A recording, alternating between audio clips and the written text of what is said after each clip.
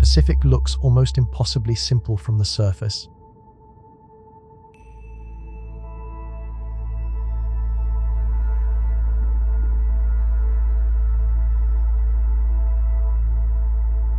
A blue horizon, a moving skin of waves, perhaps a ship passing through it.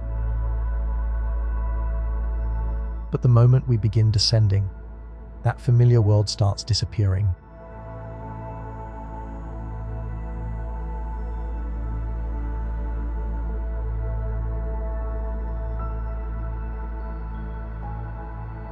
Sunlight fades, temperatures fall, and pressure builds with every meter. At around 1,000 meters, sunlight has vanished completely, yet this is still nowhere near the bottom. The Pacific continues downward for thousands more meters, eventually reaching the Challenger deep in the Mariana Trench, approximately 10,935 meters beneath the surface. At that depth, the ocean is not simply deeper. It is physically different from the world humans evolved to inhabit. And beneath the largest ocean basin on Earth, the seafloor is anything but flat. Trenches cut into the crust. Volcanic mountains rise from the darkness. Hydrothermal vents release chemically rich fluids into water that has never seen sunlight. In some places, entire ecosystems survive by drawing energy from chemistry rather than the sun. The Pacific covers more than 155 million square kilometers and occupies more than 30% of Earth's surface. Beneath that enormous area lies a landscape whose scale is difficult to appreciate from above. So as we leave the surface behind, the first discovery is not a creature or a trench.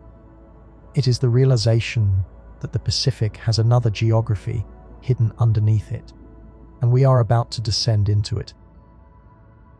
The first few hundred meters would still feel connected to the ocean we know. Light would surround the descent vehicle, fish would remain visible, and the surface world would still exist somewhere above. But sunlight does not remain indefinitely. At roughly 200 meters, the ocean enters a zone where available light begins to diminish rapidly. Beyond 1,000 meters, the environment is completely dark, and photosynthesis can no longer take place. That transition changes the entire logic of the journey.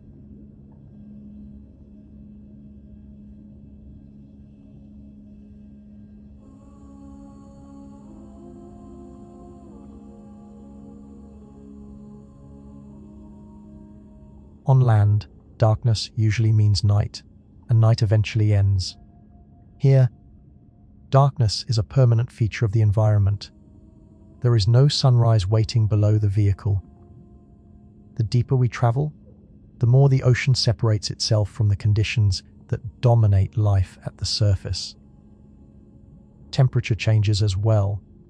The deep ocean is generally cold, with an average temperature around 4 degrees Celsius, while pressure increases continuously as the weight of the water above becomes greater.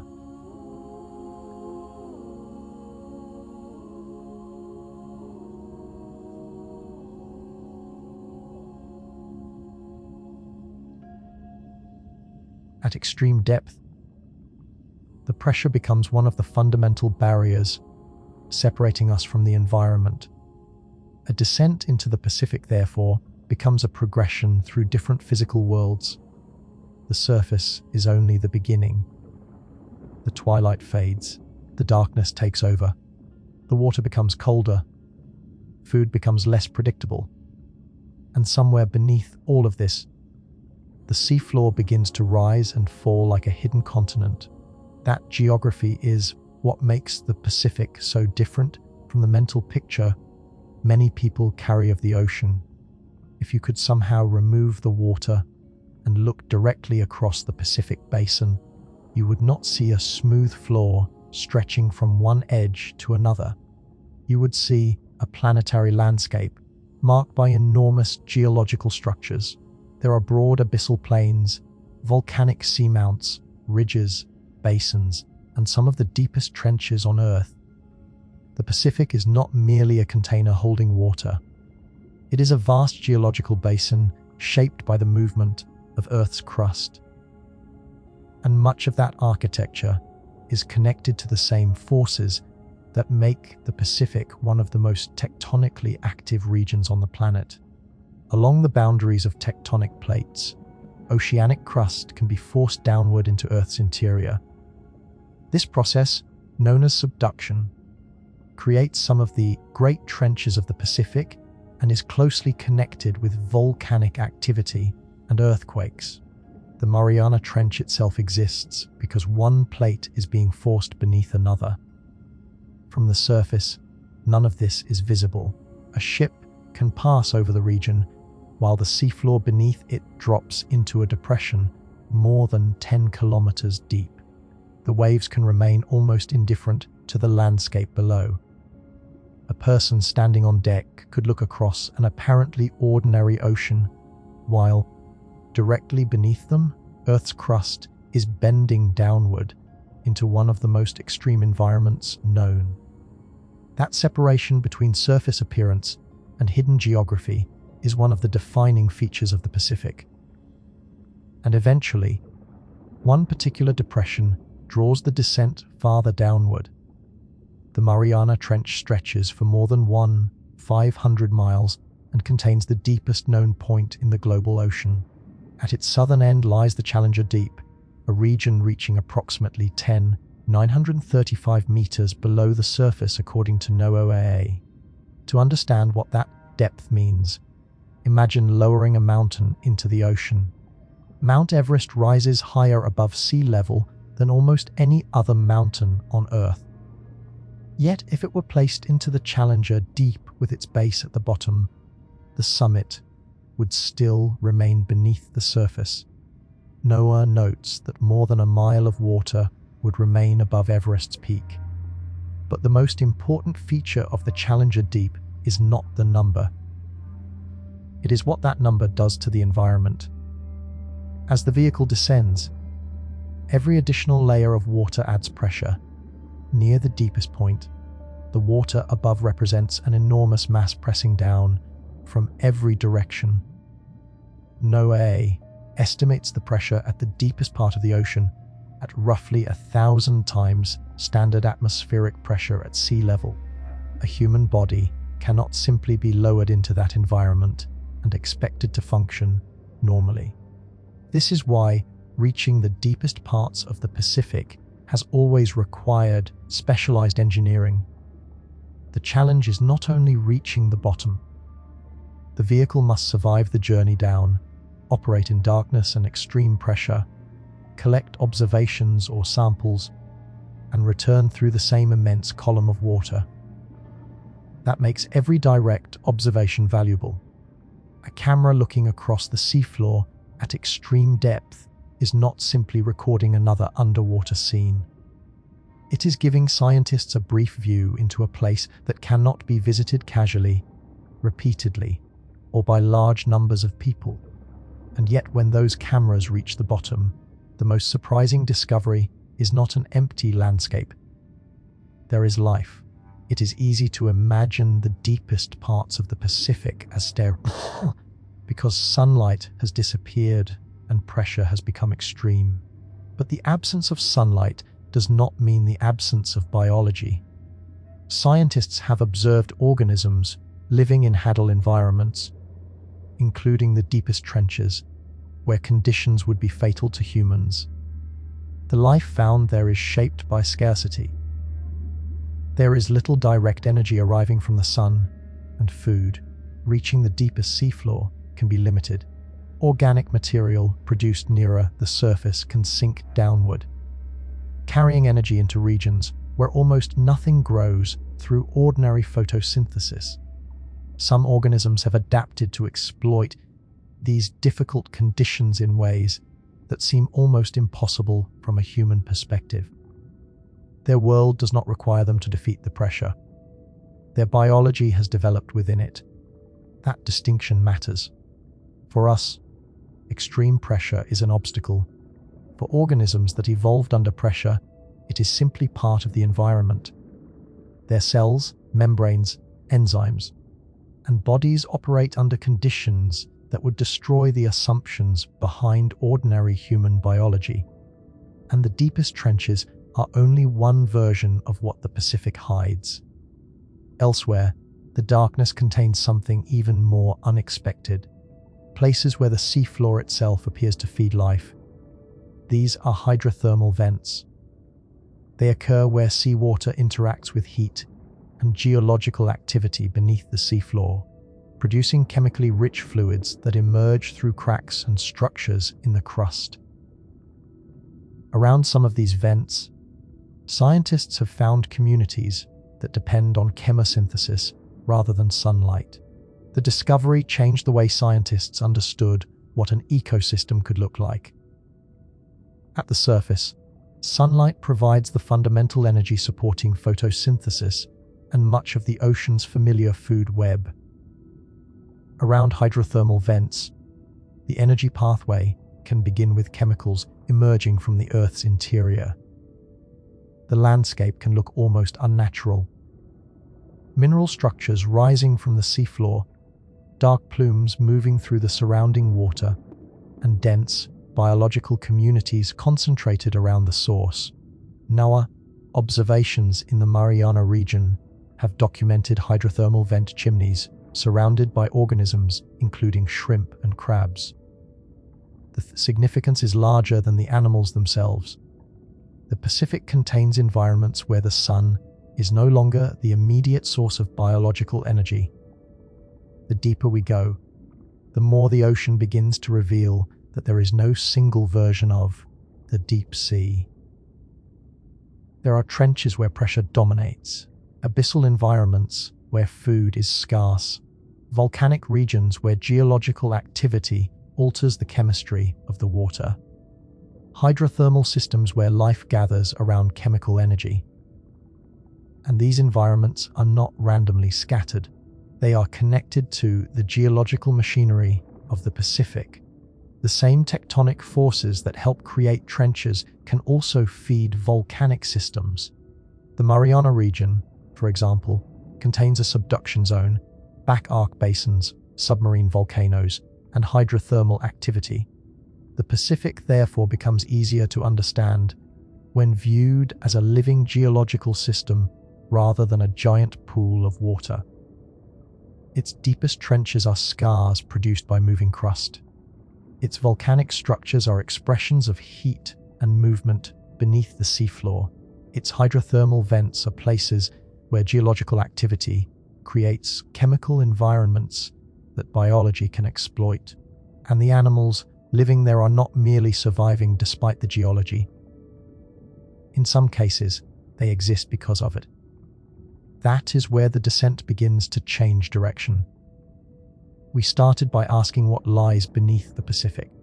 Now the answer is becoming something much larger. Beneath the largest ocean on Earth is a landscape shaped by the planet itself, and in the darkness, life has learned how to occupy the spaces that geology creates. But there is another question waiting below the surface. How much of this landscape have humans actually seen? Because discovering that a mountain, trench, vent field, or biological community exists is not the same as standing above it with a camera. And that difference may be one of the strangest things about the Pacific of all. The ordinary deep Pacific begins where the famous landmarks become less important. Away from the Mariana Trench, away from the most dramatic volcanic structures, the seafloor stretches across enormous distances in landscapes that can appear almost featureless compared with the spectacular terrain of the trenches. Yet even here, the ocean is not empty. Fine particles produced near the surface slowly descend through the water column, carrying fragments of organic material into the darkness. Some are consumed before reaching the bottom. Some continue downward and become part of the sediment accumulating across the seafloor. Over long periods, these deposits can build layers that preserve traces of what happened above them. The deep Pacific may look isolated from the surface, But material is constantly connecting the two environments. That slow downward movement creates one of the most important sources of energy for much of the deep ocean. Sunlight cannot reach the abyssal seafloor, so organisms living there cannot simply grow using photosynthesis. Instead, many depend directly or indirectly on material that originated in sunlit waters. Microscopic organisms near the surface capture energy from sunlight and become part of the ocean's food web. When organisms die or produce waste, some of that material begins sinking. Most of it is transformed or consumed along the way, but a fraction reaches deeper water and eventually the seafloor. The process is sometimes described as marine snow, and although the individual particles can be tiny, their continuous descent helps connect the productive surface ocean with the food-poor world below. The consequences become clearer when you imagine the same process across an area measured in thousands of square kilometers. The deep Pacific does not receive one dramatic delivery of food. It receives a slow, scattered rain of material from above. In some regions, that supply can support communities of animals adapted to waiting for rare opportunities. In others, the available energy is so limited that organisms grow slowly and conserve resources. The environment rewards efficiency. An animal that spends enormous amounts of energy searching for food may gain little from the effort if meals are unpredictable. Instead, deep ocean life often operates within a different economy where conserving energy can be as important as finding it. This scarcity also helps explain why a large object reaching the seafloor can become such an important event. A single whale carcass may represent an enormous concentration of organic material compared with the background supply normally arriving at that location. When the body settles onto the bottom, it can attract scavengers that consume the soft tissue. Later, other organisms exploit what remains. Microbial communities develop around the bones and surrounding sediments, and the carcass can support a succession of organisms over time. What began as the death of one animal at the surface becomes a temporary ecological feature in the darkness thousands of meters below. Whale falls are therefore more than unusual feeding events. They demonstrate how strongly the deep ocean depends on the movement of organic material. In a world where food is normally scattered, a whale represents a sudden concentration of energy. Animals can detect and exploit that opportunity even though the surrounding environment remains cold, dark, and food poor. The carcass changes the local conditions around it, creating a small biological hotspot on a seafloor that may otherwise appear almost barren. It also shows why the deep Pacific cannot be understood simply by counting the animals that live there. The availability and distribution of energy can determine where communities form, how long they persist, and which organisms can survive. Some of the most remarkable deep-sea animals make sense only when viewed through this problem of energy. Their bodies and behaviors reflect an environment where meals may be separated by long periods of scarcity. Some animals possess large mouths relative to their bodies, allowing them to take advantage of rare opportunities. Others have sensory systems adapted to detecting movement, chemical traces, or faint biological signals in darkness. Still others have slow metabolisms that reduce the amount of energy required to remain alive. These are not random oddities. They are solutions to a world where the distance between one meal and the next can become part of the basic ecology. The Pacific also contains animals that look extraordinary because their environments have pushed their anatomy away from familiar surface forms. At great depths, darkness changes the value of vision. In some species, sensitive eyes can detect extremely faint light produced by other organisms.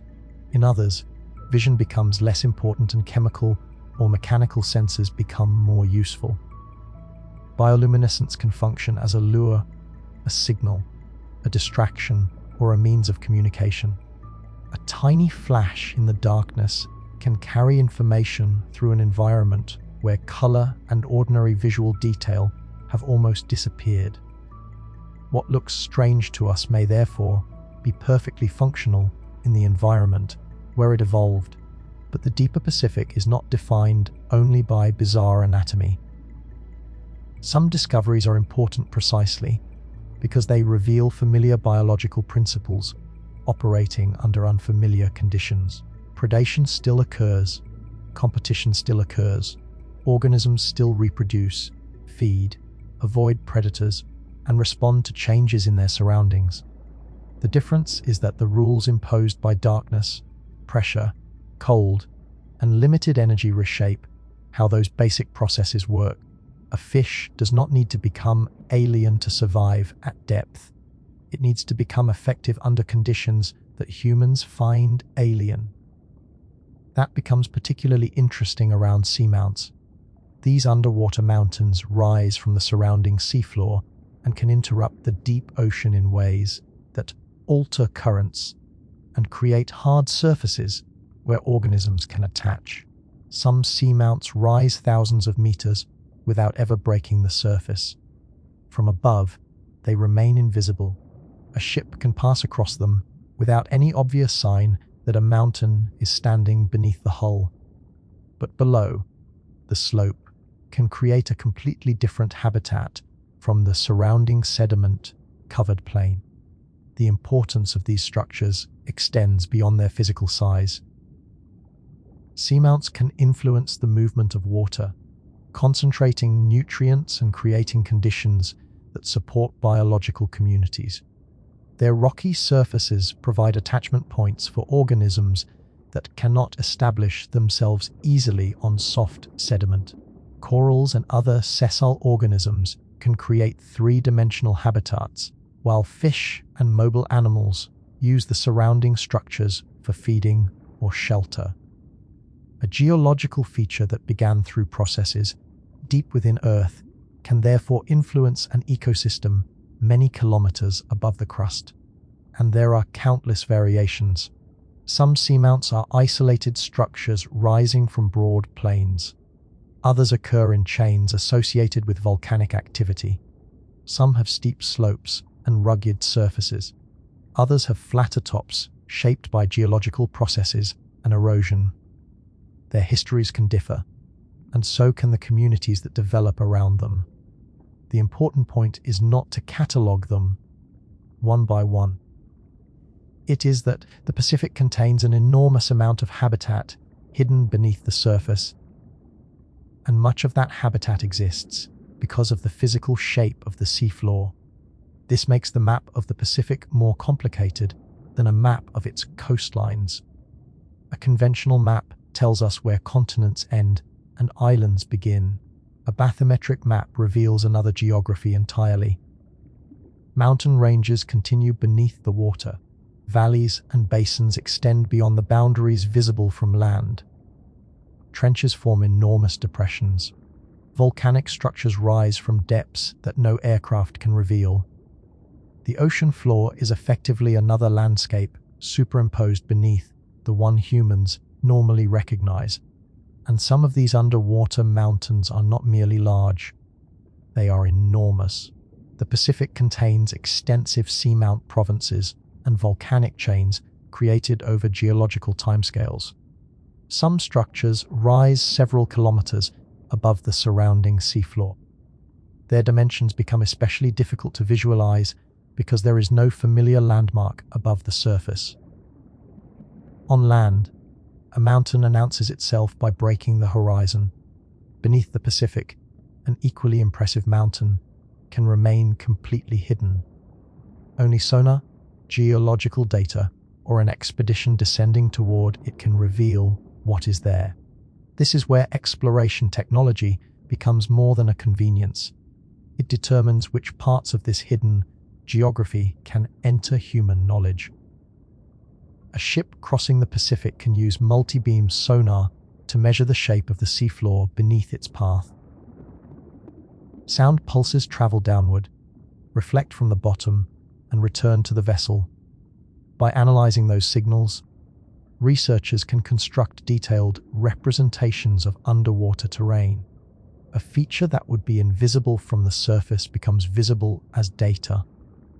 The technology is powerful, but its scale remains limited by the size of the ocean. A survey ship has to move across the area being mapped. The measurements accumulate line by line. The result can become remarkably detailed, but achieving that detail across an entire ocean basin requires enormous amounts of time, equipment, and coordination. That is one reason the Pacific can simultaneously be one of the most studied environments on Earth and still contain areas where direct observation is sparse. The difference between mapping and exploring is crucial here. Mapping tells us where the landscape is. Exploration begins asking what that landscape actually contains. A sonar system might reveal a steep ridge. A geological survey can suggest what formed it. A remotely operated vehicle can descend and show the rocks at close range. A sampling arm can collect material from the surface. Laboratory analysis can then reveal minerals, microorganisms, or chemical signatures that were invisible to the original map. Each stage adds another layer of knowledge. The Pacific becomes less unknown, not because one expedition sees everything, but because multiple forms of evidence gradually overlap. Sometimes those layers reveal something unexpected. A feature that looks purely geological can host a dense biological community. A seemingly ordinary sediment plain can contain traces of unusual chemistry. A volcanic structure can turn out to be associated with hydrothermal activity. A region expected to resemble a nearby environment can contain different organisms or physical conditions. The deep ocean repeatedly demonstrates that appearances at large scale can conceal important differences at small scale, and this is one reason direct observation remains so valuable. A map can show a mountain. A camera can show what is growing on it. A chemical sensor can reveal what is happening in the surrounding water. A sample can reveal what neither the map nor the camera could identify. Together, these observations can transform an anonymous point on a chart into a functioning environment. The same process has revealed deep Pacific communities that scientists did not know existed before exploration reached them. In some cases, the most important discovery is a species. In others, it is a new combination of organisms, geology, and chemistry. A previously known animal may be found living in an unexpected environment. A known ecosystem may appear in a region where it had not previously been documented. The significance often comes from changing the boundaries of what scientists thought they understood. That is particularly important in the deepest parts of the Pacific because biological surveys have historically been constrained by access. The seafloor may be thousands of meters below the surface, and a research vehicle cannot cover enormous distances during a single dive. A camera records only what passes within its field of view. Even when an expedition returns with extraordinary footage, the footage represents a narrow corridor through a much larger environment. This means an unexplored region does not necessarily look mysterious when nobody is looking at it. It simply remains absent from direct observation. That distinction becomes more important as the technology improves. Every generation of mapping systems, sensors, vehicles, and cameras expands the portion of the ocean that scientists can investigate. But the expansion of capability also reveals how much more complicated the environment is than earlier maps suggested. Better resolution creates more features. More features create more questions. More questions create new targets for exploration. The Pacific, therefore, has a strange relationship with technology.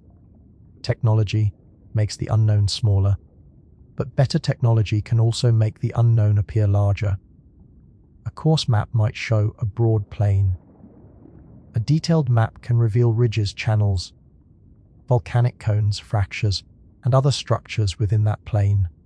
A camera then reveals organisms living on those structures. A sample reveals microorganisms and chemical processes, and suddenly the original, empty area contains an entire system.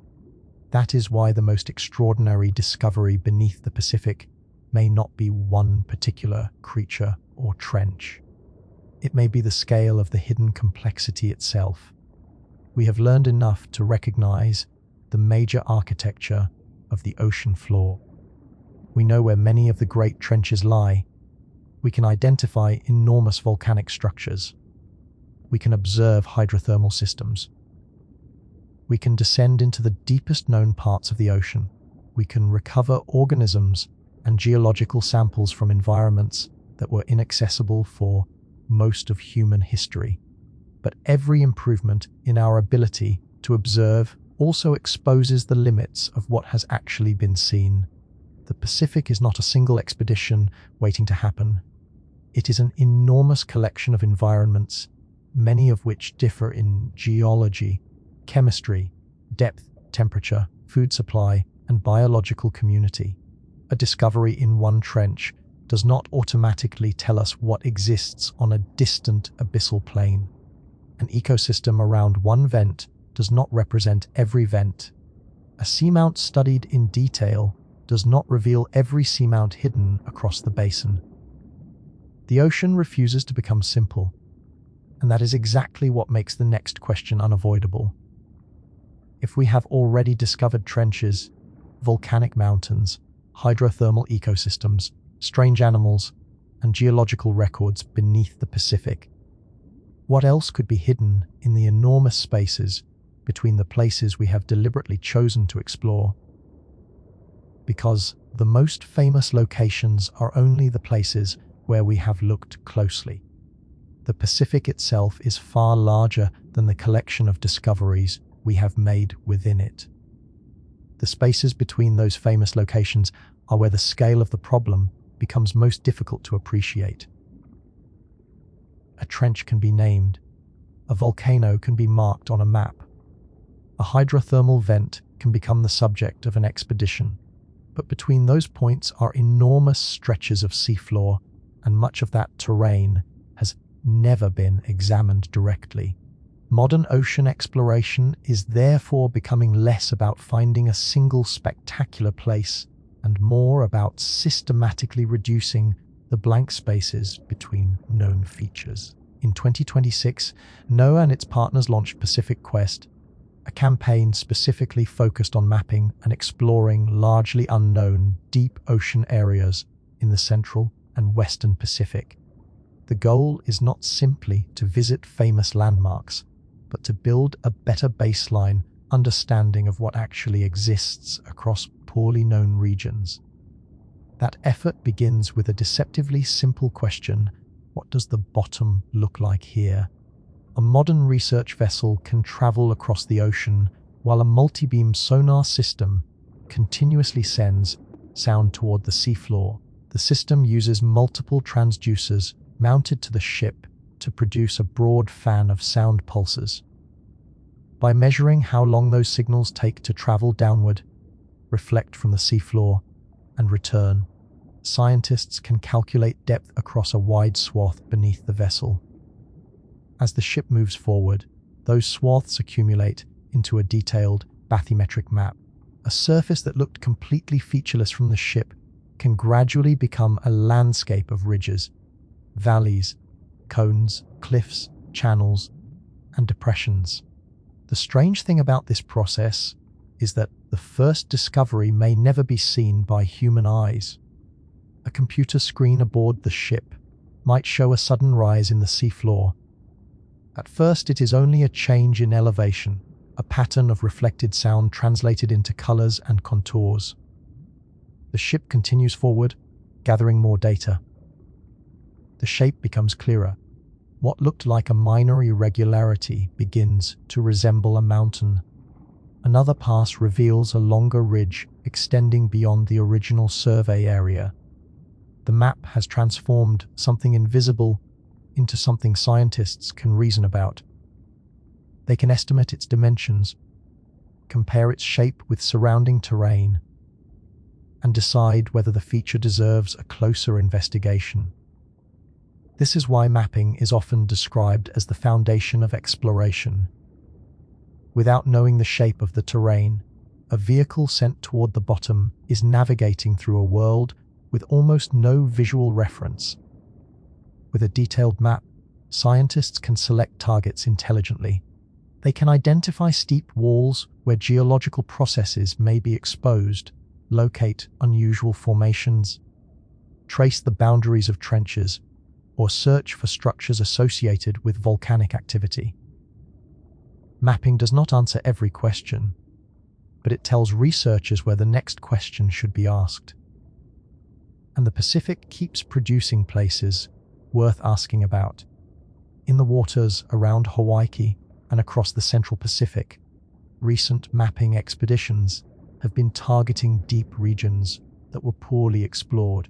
During a 2026 NOAA expedition, the research vessel Okeanos Explorer mapped deep waters between Hawaii and the Cook Islands, including areas around Kingman Reef, Palmyra Atoll, Jarvis Island, and the Cook Islands. The expedition specifically focused on improving coverage in remote Pacific regions and used multi-beam sonar alongside environmental DNA sampling. Environmental DNA adds another layer to the process. Water can contain microscopic traces of genetic material left behind by organisms. A sample taken from the deep ocean can therefore provide biological information, even when scientists have not directly observed every organism responsible for that material. The approach does not replace visual exploration, but it can help reveal which forms of life may be present across environments that are difficult to survey with cameras alone. A map can show the physical landscape. A water sample can hint at the biological landscape occupying it. The combination is powerful because the deep Pacific is too large for every discovery to begin with a camera. A remotely operated vehicle has to be deployed from a ship. It takes time to descend. Once it reaches the seafloor, it can move only so quickly while carrying cameras, lights, sensors, and robotic equipment. The vehicle's view is limited to the area illuminated around it. Even a long dive can therefore examine only a narrow portion of the environment. The surrounding darkness does not disappear simply because the scientists have arrived. Their lights create a small artificial window inside an enormous natural darkness. That window can still be extraordinary. A rocky wall appears. Then organisms begin to emerge from the darkness. A coral branch becomes visible beneath the vehicle. A fish moves through the edge of the light. A sediment plain gives way to exposed volcanic rock. A crack cuts across the seafloor. The camera turns, and the feature continues beyond the illuminated area. The scientists now know what is immediately around the vehicle, but the darkness beyond the lights remains just as large as it was before the dive. This is the difference between visiting a place and comprehending it. One dive can prove that a habitat exists. It can document species, collect samples, measure environmental conditions, and reveal geological structures.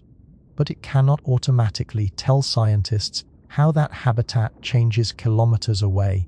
Another location may look similar on a broad map while supporting a different community because the depth, current, sediment, chemistry, or geological history is different. That is why ocean exploration often proceeds in layers.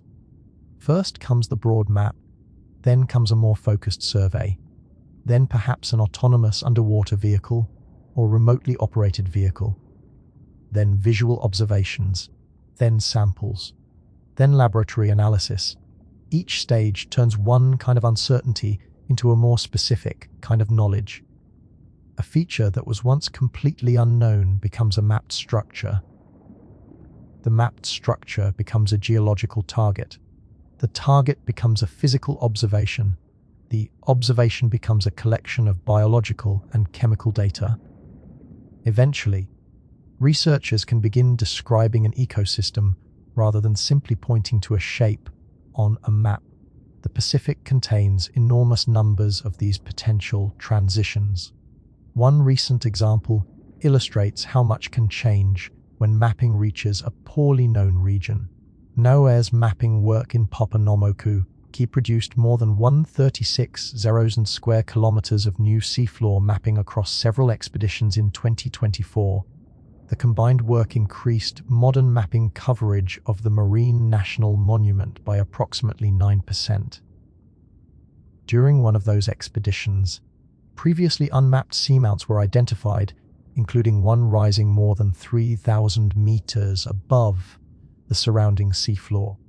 A mountain more than 3 kilometers high can therefore exist beneath the Pacific without being a familiar feature on the mental map most people carry. There is something almost unsettling about that. On land, a mountain of that scale dominates everything around it. Roads lead toward it. Aircraft pass over it. Satellites photograph it. People can stand at its base and look upward. Beneath the Pacific, a structure of comparable vertical scale can remain hidden beneath thousands of meters of water. Its existence can become visible first as a pattern in sonar data rather than as something seen directly, and the same process can reveal entire chains of underwater mountains. Seamounts are important because they are not simply geological curiosities. They alter the physical environment around them. Water moving through the deep ocean encounters slopes and ridges rather than an uninterrupted plain.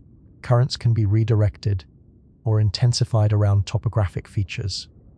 Hard surfaces provide places for organisms to attach. The result can be a biological community organized around a mountain that nobody at the surface can see. Deep sea corals are particularly important in some of these environments. Unlike shallow tropical corals that depend heavily on sunlight through their symbiotic relationships with algae, deep sea corals can live in darkness and obtain food from particles and organisms carried by the surrounding water. Their structures can create habitat for other animals, turning exposed rock into a more complex biological landscape. A seamount can therefore function as both geology and habitat. Its shape changes the water. The rock provides attachment surfaces. The currents transport food. Organisms colonize the available structure. Those organisms attract others. Over time, the physical mountain becomes the foundation for a living community. But even this does not mean that every seamount is biologically rich in the same way. Conditions vary enormously across the Pacific. Some regions may receive more organic material from productive waters above. Others may sit beneath relatively food-poor areas. Some structures interact strongly with currents. Others may have different geological histories and sediment conditions. The Pacific cannot be reduced to one universal deep-sea environment. That variation is precisely what makes broad exploration valuable. Scientists need enough observations to understand patterns rather than isolated examples.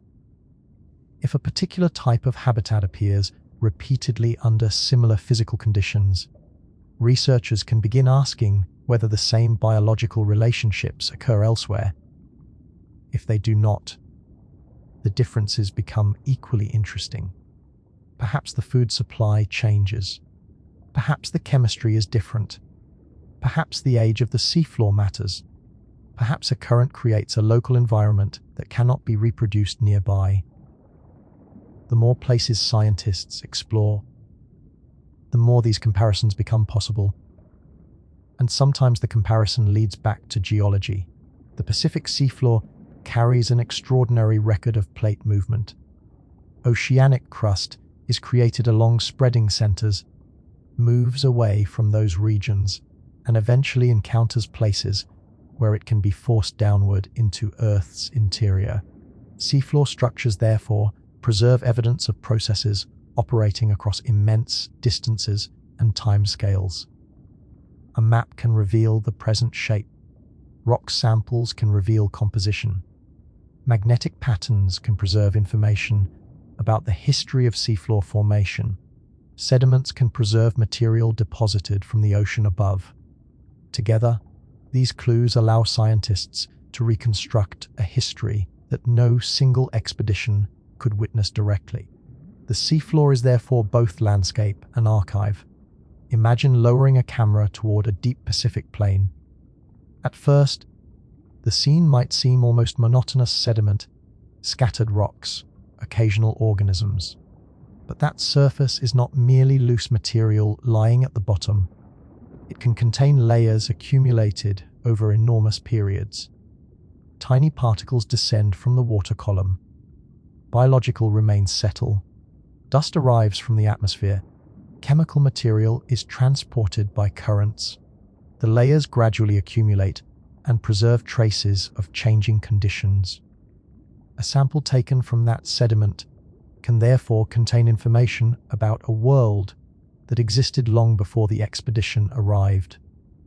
The deeper scientists examine those layers, the farther back the record can extend, although interpreting it requires careful dating and analysis. The Pacific becomes a place where present-day exploration can reveal evidence about ancient environments. Yet the ocean does not make those records easy to read. Sediments can be disturbed. Currents can redistribute material. Biological activity can mix layers. Different regions accumulate material at different rates. A sample from one location, therefore, cannot automatically be treated as a perfect record of the entire Pacific. Again, the pattern repeats. One observation creates knowledge. That knowledge creates another question. The deeper scientists investigate, the more important the surrounding context becomes. This is why the Pacific cannot be understood by collecting spectacular discoveries one at a time. A strange animal is fascinating, but scientists also need to know what environment it occupies. A new geological feature matters, but its significance depends on how it formed and what surrounds it. A chemical anomaly becomes meaningful when researchers can determine where it came from and what organisms respond to it. The goal is not simply to collect strange things from the darkness. It is to understand the system connecting them. That system becomes particularly visible when geology and biology meet again around hydrothermal activity. A volcanic structure can fracture the crust. Seawater can penetrate downward. Heat changes the water. Chemical reactions occur between the water and surrounding rocks. The altered fluid rises. Minerals precipitate. Microorganisms exploit available chemical energy. Animals gather around the resulting ecosystem. A geological process becomes a biological process without ever crossing a clear boundary between the two. And because these systems can occur in isolated locations, they provide natural experiments. Scientists can compare communities living around different vents and ask why they differ. They can examine how organisms respond when vent chemistry changes. They can study how geological activity affects the distribution of life. The Pacific is especially valuable for these questions because it contains such a wide range of tectonic environments. The Mariana region alone demonstrates how much can be concentrated into one part of the ocean.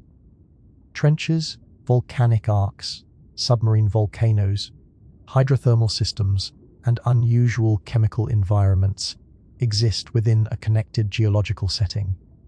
The more scientists explore there, the less the seafloor resembles a simple boundary between land and water. It becomes a dynamic interface between Earth's interior and its largest surface ocean. But the Pacific extends far beyond the Mariana region and away from active geological zones. Another kind of deep ocean environment dominates enormous areas, the abyssal seafloor. Here the landscape can stretch for long distances without the dramatic vertical structures associated with trenches or volcanoes. The darkness is almost absolute. Temperatures remain cold. The supply of food is relatively limited. The biological communities can appear sparse compared with the concentrated life around a vent. Yet sparse does not mean simple. Even a seemingly empty plain contains relationships between sediment, water movement, microbes, scavengers, predators, and the slow arrival of organic material from above. The apparent emptiness is partly a consequence of human perception. Our lights illuminate only a small patch, and our cameras record only what enters that patch. The animals themselves can also remain difficult to detect. Some move slowly, some bury themselves. Some are active only under particular conditions. Others are so small that a camera survey may miss them entirely. This is why direct visual exploration can underestimate biological diversity. A camera sees organisms large enough to appear within its field of view, while environmental sampling can reveal microscopic life and genetic traces that never become visible on screen. The deeper Pacific therefore requires multiple ways of looking. Sometimes scientists need to see. Sometimes they need to listen. Sometimes they need to map. Sometimes they need to sample. Sometimes they need to let an autonomous system operate without a human pilot constantly directing its movement. And sometimes they need to return to the same location repeatedly to understand how it changes. Modern exploration is increasingly built around this combination. In 2026, NOAA's Pacific mapping efforts included areas specifically described as poorly explored, with water samples collected for environmental DNA analysis at abyssal depths around 5,000 meters. Other missions combine mapping with remotely operated vehicle observations. The important implication is easy to miss. Scientists are not conducting these missions because the Pacific has already been completely understood, and they are simply filling in decorative details. They are still building the basic picture, and the picture is changing as new regions are surveyed. A map produced decades ago might show a broad feature with limited detail. Modern sonar can reveal a far more complicated terrain. A region, once considered adequately characterized, may become a target for new exploration when higher resolution data expose structures that were previously invisible. The ocean can therefore become newly unknown, not because the terrain appeared overnight, but because our ability to see it improved. That creates a peculiar frontier. On a terrestrial map, unexplored usually means somewhere humans have not physically visited. In the deep Pacific, a region can be known in one sense and unknown in another. Scientists may know its approximate depth while having no direct visual record of its biological communities. They may have mapped its topography while lacking samples from the rocks. They may have detected genetic traces in the water without knowing which organisms produced them. The categories overlap. Known, mapped, sampled, observed, characterized. Each word describes a different level of understanding, and the Pacific contains enormous areas sitting somewhere between them. That is why the next stage of the journey is not simply another descent. It is a change in perspective. We have seen how the Pacific hides mountains, trenches, vents, ecosystems, and geological records. We have seen how modern technology can turn darkness into data. We have seen how one expedition can transform a poorly known region into a documented landscape. But there is another problem. Even after scientists map a region, even after vehicles dive into it, even after samples are collected, the ocean can still contain surprises that the first expedition never encountered. The map gives us the terrain. The dive gives us the scene. The sample gives us a piece, but none of them automatically gives us the whole system, and somewhere beyond the last point illuminated by an exploration vehicle, the Pacific continues. That distinction becomes especially important when scientists try to answer a deceptively simple question: how many different forms of life exist beneath the Pacific? There is no single expedition capable of answering it. The ocean contains organisms ranging from microscopic life within sediments to large animals moving through open water, and many species are difficult to observe directly. Some occupy extremely specialized habitats. Others may be widely distributed, but rarely encountered because the deep ocean is so large. A camera can document what passes through its field of view, but it cannot prove that everything outside that frame is absent. Genetic sampling can reveal organisms without showing their bodies.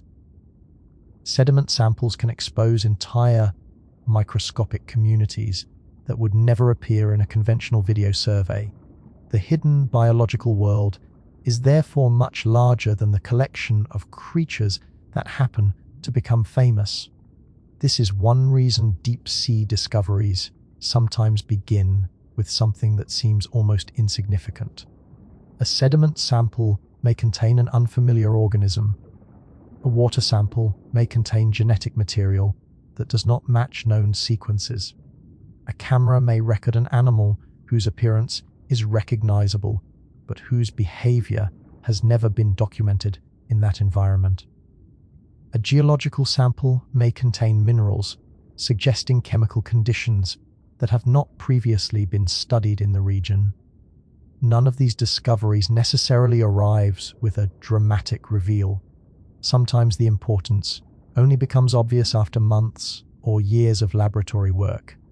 The Pacific can hide its most significant discoveries inside objects small enough to fit in a scientist's hand. And that makes the concept of exploration different from the way it is usually portrayed. The dramatic image is the vehicle descending through darkness, its lights cutting across a landscape no human has seen before. That moment matters, but the expedition does not end when the camera turns away. The collected material has to be preserved, analyzed, compared with previous samples, and interpreted alongside measurements of temperature, pressure, chemistry, currents, geology, and biology. A specimen becomes scientifically valuable when it can be placed into a larger context. A new observation matters because it changes something scientists believed about the environment, not simply because it looks unusual. Sometimes the most valuable discovery is therefore a connection. An animal found at a particular depth may reveal how food reaches that environment. A chemical measurement may explain why certain organisms gather around a vent. A geological structure may explain why a current behaves differently in the surrounding water. A sediment layer may reveal an environmental change that occurred long before humans were present. The Pacific becomes understandable through these relationships. Its discoveries are pieces of a system rather than isolated curiosities. One of the clearest examples comes from the relationship between large animals and the deep sea floor. A whale that dies at the surface eventually becomes part of the ocean's biological machinery. As the carcass sinks, it carries a large concentration of organic material into a region where energy is normally scarce. Scavengers can consume the soft tissue, while later stages of decomposition create conditions that support other organisms. The bones themselves can become biologically important, supporting microbial processes and animals adapted to exploiting them. A single event at the surface can therefore influence a community thousands of meters below. The remarkable part is the scale mismatch.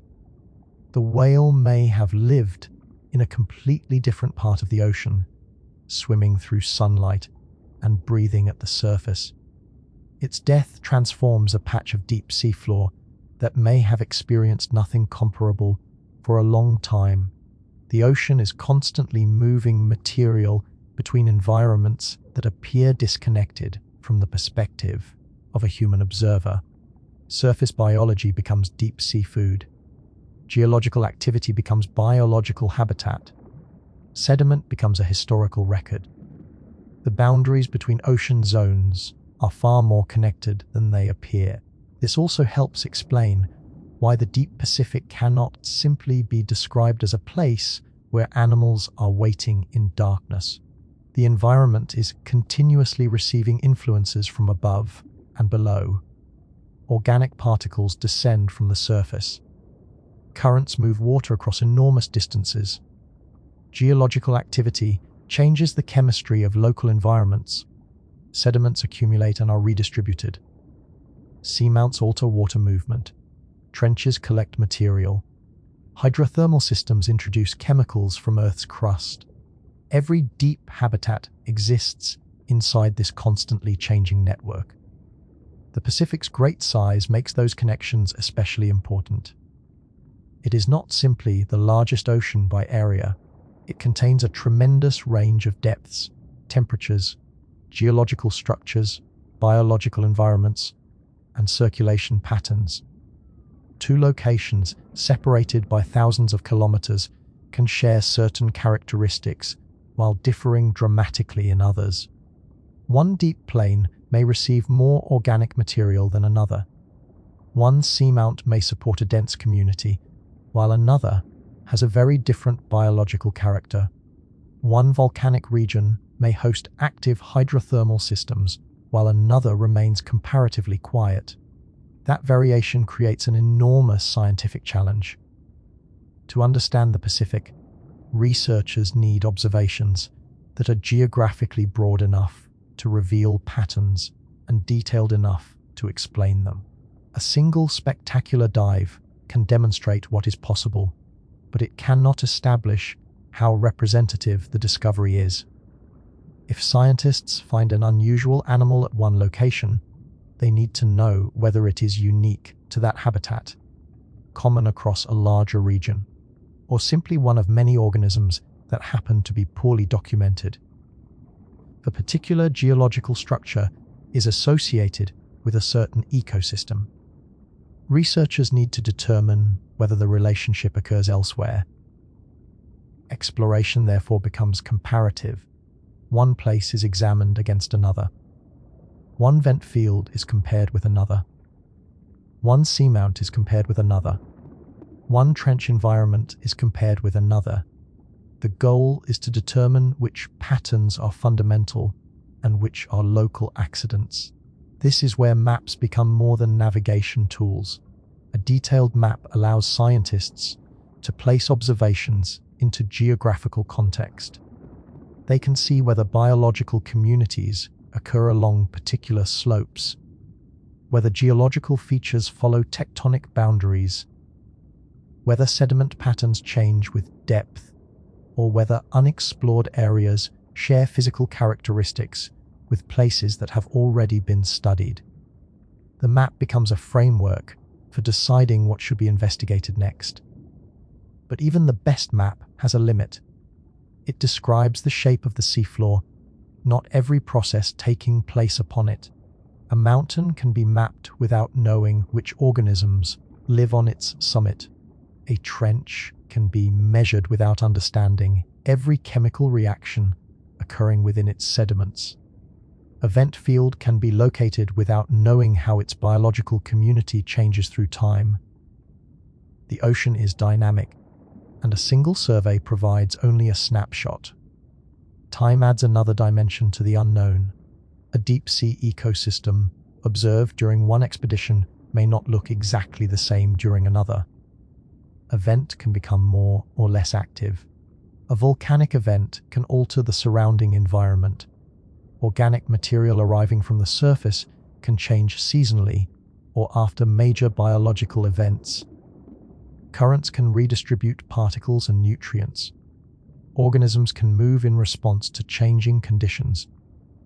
The Pacific is therefore not only a hidden landscape, it is a changing landscape, and humans are usually able to observe it only intermittently. A research ship arrives, the instruments are deployed, the vehicle descends, the cameras operate, samples are collected.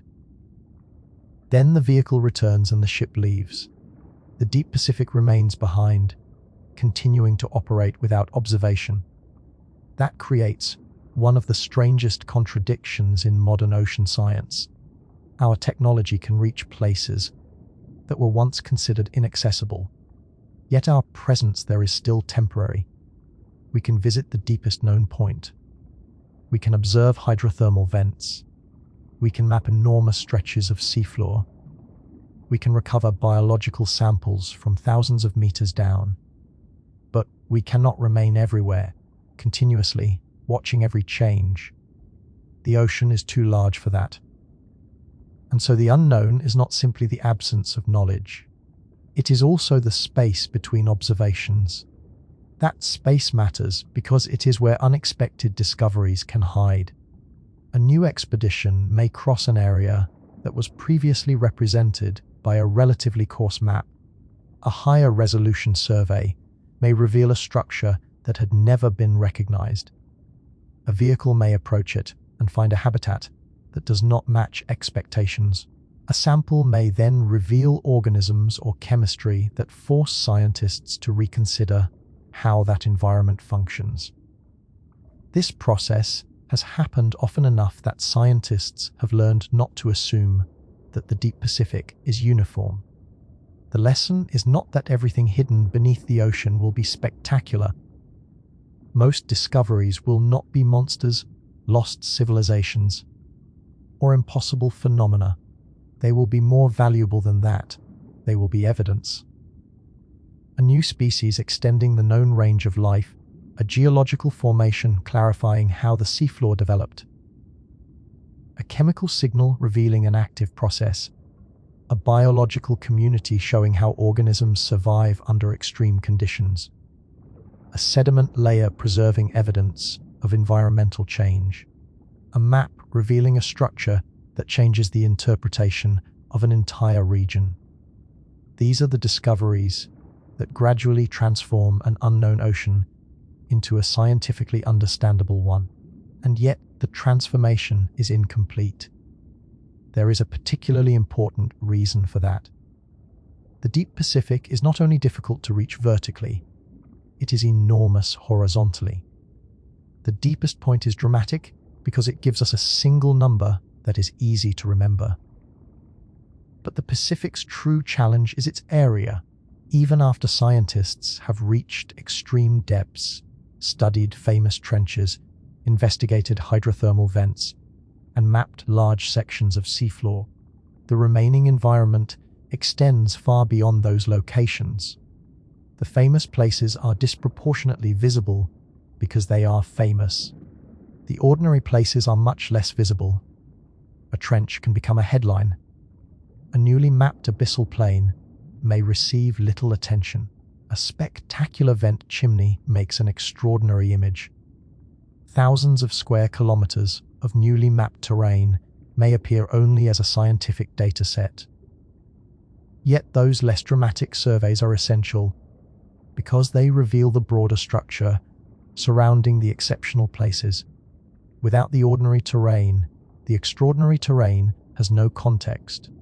That is perhaps one of the most important things humans have discovered beneath the Pacific.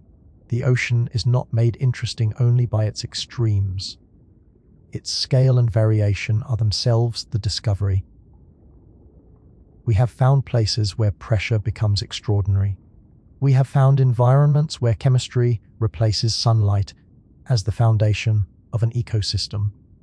We have found mountains hidden beneath kilometers of water. We have found trenches deeper than the height of the world's tallest mountains. We have found organisms capable of living under conditions that would be immediately dangerous to humans. We have found evidence of geological processes that connect the ocean floor with the interior of Earth. But each discovery has also shown us another boundary.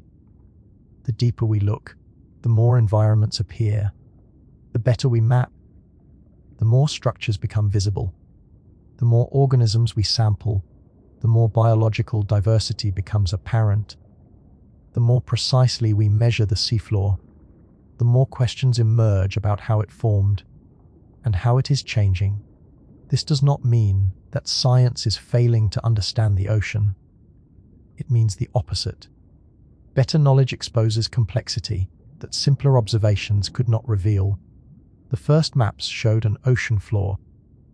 Better maps show a landscape. Better vehicles show habitats.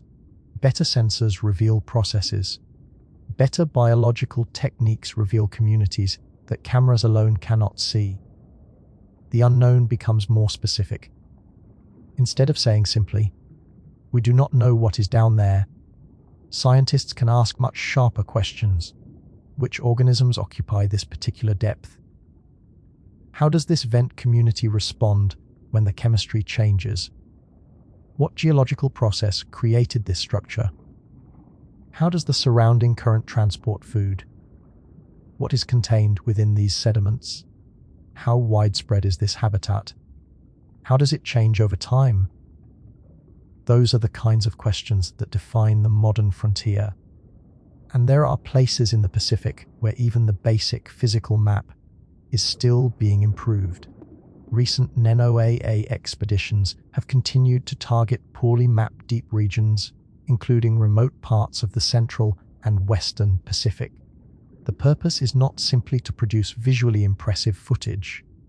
Mapping provides foundational information for future biological, geological, and ecological research. It can reveal where future expeditions should concentrate their efforts and establish baseline information against which later changes can be measured. Ocean Explorer, NOAA, Gov. That word, baseline, is important. Sometimes discovery means finding something nobody knew existed. Sometimes it means recording what exists now so scientists can recognize when it changes later. The Pacific is increasingly becoming a place where both kinds of discovery occur. A newly mapped seamount may be an immediate geological discovery. The organisms living around it may become the subject of future ecological research. The measurements taken during the expedition may later become a reference point for understanding environmental change. The samples may reveal something that scientists did not recognize until years afterward.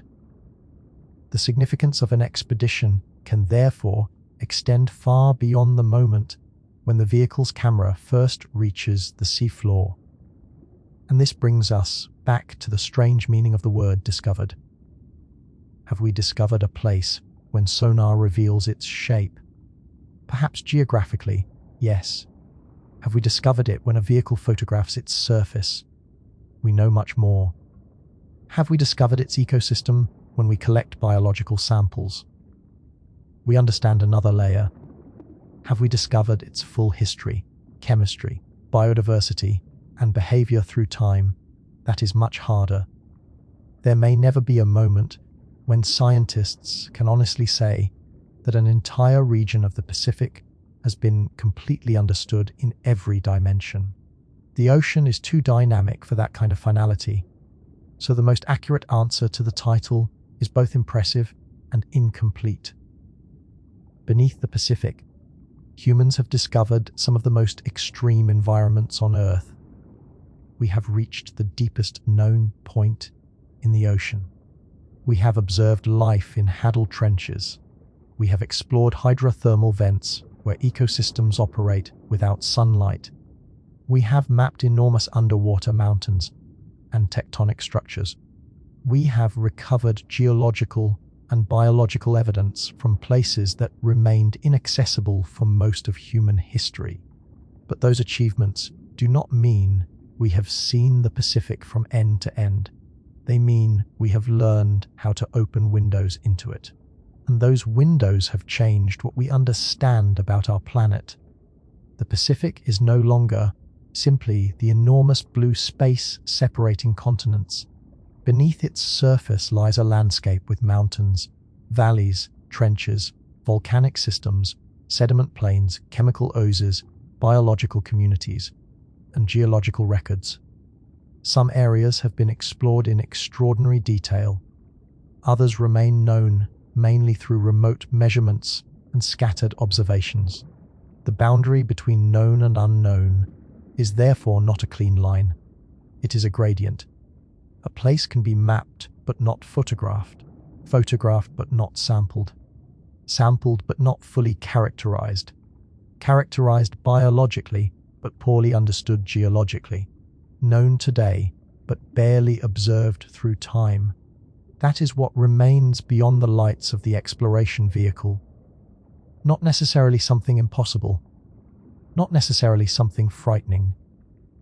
Simply a world that has not yet been observed closely enough, and perhaps that is more remarkable. For centuries, humans imagined the deep ocean as a place hidden from ordinary experience. We knew the surface existed because we could sail upon it, but the world beneath remained largely inaccessible. Today, machines can descend into darkness deeper than any human could survive. They can withstand immense pressure, transmit images through kilometers of water, map terrain using sound, collect samples, and bring fragments of the deep ocean back to laboratories. Yet after all that progress, the Pacific still has the ability to surprise us. The reason is not that the ocean has resisted science. It is that the ocean is so large, so varied, and so dynamic that every improvement in our ability to see reveals another layer of complexity. The descent began with a simple blue surface. Far below it, we found a landscape. Below that landscape, we found life. Inside that life, we found ecosystems powered by chemistry, organisms shaped by pressure and scarcity, and communities connected to geological processes beneath the crust. Then, when we looked at the scale of the entire Pacific, we discovered something even larger. We had not reached the end of the unknown. We had only learned how to recognize its boundaries. And now, as the vehicle begins its long journey upward, the darkness gradually gives way to the faint return of blue. The pressure decreases. The temperature changes. Somewhere above, sunlight is once again reaching the water. The surface that seemed so ordinary before the descent begins to look different now, because we know what is underneath it. A calm sea can conceal a mountain. An empty horizon can stand above a trench. A patch of darkness can contain an ecosystem powered by the Earth's interior. And thousands of meters below the waves, the seafloor can preserve evidence of a planet that has been changing for millions of years. The Pacific was never empty. It was simply hidden. And the more we discover beneath it, the clearer it becomes that the greatest mystery is not whether something extraordinary exists down there. It is how much of the extraordinary world beneath the surface is still waiting for someone to look closely enough. The answer becomes clearer when discovery is separated from complete knowledge. Humans have reached the deepest known point in the Pacific, but reaching it once does not mean understanding every process occurring there. We have observed animals in Hadal trenches, but a camera passing over one section of seafloor cannot reveal every organism living beyond its lights. We have found hydrothermal vents and studied the remarkable ecosystems around them, but each vent system has its own chemistry, geological setting, and biological community. We have mapped enormous regions of the seafloor, yet mapping tells us the shape of the landscape, rather than everything happening upon it. The Pacific has therefore given us something more valuable than a final inventory. It has given us evidence that the hidden ocean is vastly more varied than the surface suggests. That distinction matters because the Pacific is often described through records. Largest ocean, deepest known point, vastest collection of seamounts, one of the most tectonically active regions on Earth. These descriptions are accurate, but they can make the ocean sound as though its importance comes from a collection of impressive statistics. The discoveries beneath it tell a different story. The Pacific is important because its physical extremes are connected. The trenches exist because of tectonic processes. Those processes are connected with volcanic activity. Volcanic activity can produce hydrothermal systems. Hydrothermal systems can support ecosystems that rely on chemical energy. Seamounts alter habitats and currents. Sediments preserve evidence of changes occurring above and below them. The ocean is not a collection of unrelated records. It is one interconnected planetary system. Some of the most revealing discoveries have come from places that were never expected to become famous. A previously unmapped seamount does not need to be the largest mountain beneath the ocean to matter. It can provide new evidence about the geological history of a region. It can alter local currents. It can create habitat for deep-sea organisms. It can reveal a pattern in the distribution of underwater mountains. The same is true of a biological discovery. A small organism may not look extraordinary on a screen, yet if it survives under conditions that expand the known limits of life, its significance can extend far beyond its size. In deep ocean science, importance is often determined by what a discovery changes rather than how dramatic it looks. This is also why the remaining unknowns should be described carefully. It is tempting to imagine enormous areas of the Pacific as completely unexplored, as though scientists have no information about them at all. That would be misleading.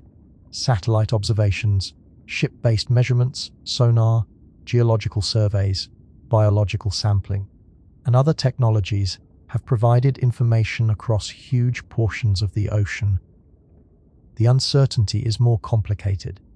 Some areas have detailed maps but limited biological observations. Others have been sampled but not repeatedly observed. Some environments are known through remote sensing, while their local ecosystems remain poorly characterized. The unknown is distributed throughout the Pacific rather than confined to one blank region on a map. One consequence is that future discoveries may come from improving resolution rather than simply traveling farther. A region that has already been surveyed can become scientifically interesting again when better instruments reveal details that earlier systems could not detect. A new sonar survey can expose smaller geological structures. A more sensitive chemical sensor can identify signals that were previously invisible. Environmental DNA can reveal biological traces without requiring every organism to be filmed. Autonomous systems can remain in environments longer than a conventional dive. Each improvement changes the scale at which scientists can ask questions. The ocean is, therefore, becoming more visible without becoming completely familiar. A camera can now enter places that once existed only as numbers in a textbook. A remotely operated vehicle can hover above a trench wall and transmit images, while researchers hundreds of kilometers away examine them. A multi-beam sonar system can transform darkness into a three-dimensional representation of the seafloor. A laboratory can analyze a sample recovered from thousands of meters below and identify biological or chemical information that no human could have collected directly. The machinery of exploration has extended human senses into a world where the human body itself cannot function. But technology also reveals an unavoidable limitation. The instruments belong to us. The environment does not. A vehicle may spend hours on the seafloor and then leave. A sonar system may survey a region and move onward. A sensor records conditions at a particular moment. A sample represents a tiny physical portion of a much larger environment. Even a detailed expedition is temporary compared with the geological and biological timescales operating beneath the Pacific. The ocean continues changing after the ship disappears over the horizon. That makes long-term observation one of the remaining challenges. Scientists do not only want to know what exists at a particular location, they increasingly need to understand how deep environments change. A hydrothermal system can alter its activity. Biological communities can respond to changes in food supply. Currents can redistribute material. Geological events can transform habitats. A single expedition can establish a baseline, but repeated observations are needed to reveal trends. And the Pacific provides an extraordinary natural laboratory for those comparisons, because it contains such a wide range of environments within one connected ocean. The deepest trenches can be compared with abyssal plains. Volcanic habitats can be compared with sediment-covered seafloor. Active hydrothermal systems can be compared with nearby areas lacking that chemical energy source. Seamount communities can be compared with surrounding deep water. Each comparison helps isolate the factors that control life and geology beneath the surface. There are also questions about the smallest forms of life that cannot be answered simply by looking through a camera. Microorganisms inhabit sediments, rocks, and water throughout the ocean. Some participate in chemical cycles that influence the availability of nutrients and the transformation of organic material. Others live under conditions that would appear inhospitable from a human perspective. Their presence reminds us that the deep Pacific is not merely a habitat for strange large animals. Much of its biology operates at scales invisible to the human eye. The same is true of the seafloor itself. Beneath a thin layer of sediment, the oceanic crust contains an environment where water, minerals, heat, and microorganisms interact. Chemical reactions can alter the rocks and the surrounding fluids. Microbial communities can exploit energy from these reactions. In some locations, the boundary between geology and biology becomes almost impossible to separate cleanly. The Earth's crust is not simply an inert floor beneath the ocean. It participates in chemical and biological processes that extend into the water above. These discoveries have consequences beyond the Pacific. Hydrothermal vents help demonstrate that ecosystems can exist without sunlight as their primary energy source. Deep-sea organisms provide examples of biological adaptation under extreme pressure and limited energy. Seafloor sediments help scientists reconstruct aspects of Earth's environmental history. Tectonic structures reveal how the planet's crust moves and is recycled. The Pacific is therefore not just an isolated place to explore. It is a laboratory for understanding Earth itself. It can even inform questions far beyond our planet. The existence of ecosystems based on chemical energy has influenced scientific thinking about where life might be possible in other environments, particularly worlds or moons where sunlight is weak, but liquid water and chemical energy may exist. That does not mean scientists have discovered extraterrestrial life beneath the Pacific. They have not. The significance is more fundamental. Earth has demonstrated that biology can exploit energy sources in environments once assumed to be incapable of supporting complex ecosystems. The Pacific also changes how we think about isolation. At the surface, the ocean appears connected everywhere. Currents move water across enormous distances, but deep environments can be surprisingly localized. A trench, vent, seamount, or sediment basin can create its own combination of conditions. An organism adapted to one environment may face very different circumstances only a short distance away. This patchwork helps explain why exploration continues to reveal biological and ecological differences even within regions that appear geographically connected. And then there is the question of scale. A human expedition occupies a few weeks. A deep-sea organism may experience a world measured in meters. A seamount can rise several kilometers from the seafloor. A trench can extend across hundreds of kilometers. A tectonic plate can carry oceanic crust across thousands of kilometers. Sedimentary layers can preserve information accumulated over immense periods. The Pacific contains all of these scales simultaneously. This is why the ocean is so difficult to summarize. A single description can be true at one scale and misleading at another. The seafloor can appear empty from a distant map while being biologically complex under a microscope. A trench can seem like one geological feature while containing different habitats along its length and depth. An entire ocean can look like a single blue surface while hiding a three-dimensional landscape beneath it. Perhaps the most important discovery is therefore a change in perspective. We once imagined the ocean primarily from above. Ships moved across it, maps traced its coastlines, storms crossed its surface. But exploration has revealed another Pacific beneath, that familiar one. A Pacific of trenches and mountains, a Pacific of sediments and volcanic rock. A Pacific where sunlight disappears but life continues. A Pacific where the Earth's interior influences ecosystems at the seafloor. A Pacific whose landscape can be measured from the surface, but whose details sometimes require a robot descending into darkness.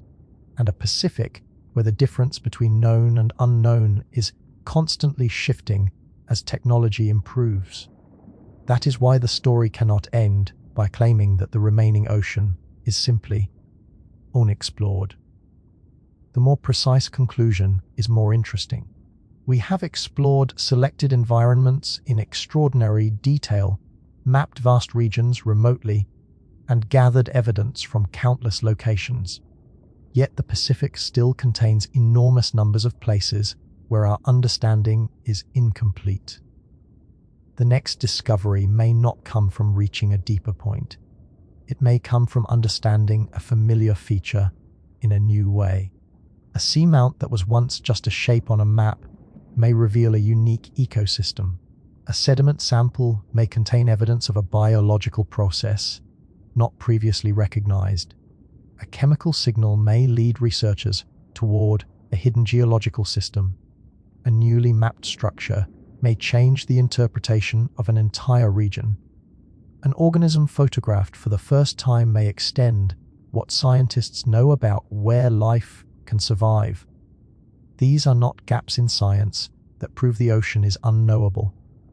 They are questions created by science itself, and that is the final transformation of the journey. At the beginning, the Pacific looked like a surface. Then it became a depth, then a landscape, then an ecosystem, then a geological system. Finally, it became something even more difficult to define, a place where every answer creates a more precise question. The surface is still there, ships still cross it, storms still move across its waves. From a distance, almost nothing appears to have changed. But beneath that surface, we now know that the planet continues downward into environments that operate according to different physical, biological, and geological rules. We know that the deepest known point is not an empty hole, but part of a living environment. We know that darkness does not mean the end of biological activity. We know that heat from the Earth's interior can help power ecosystems. We know that underwater mountains can shape habitats and currents. We know that sediments can preserve records of the world above. And we know that modern exploration can reveal these places without ever making them completely familiar. The descent therefore leaves us with a different view of the ocean. The Pacific is not a blank space waiting to be filled with discoveries. It is a world already full of structure, life, history, and motion. much of which exists beyond ordinary human experience. We have reached its deepest known point. We have mapped enormous stretches of its floor. We have entered its trenches, studied its vents, sampled its sediments, observed its animals, and begun to understand the geological machinery beneath it. But discovery has not closed the Pacific, it has opened it. And somewhere beneath the surface, beyond the last mapped ridge, and outside the narrow circle of light cast by an exploration vehicle, there are environments that science has not yet examined closely enough to understand.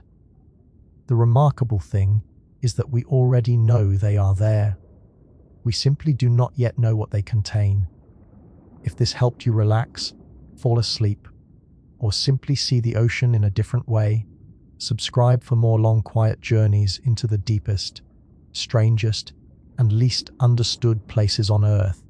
Thank you for spending this time beneath the surface.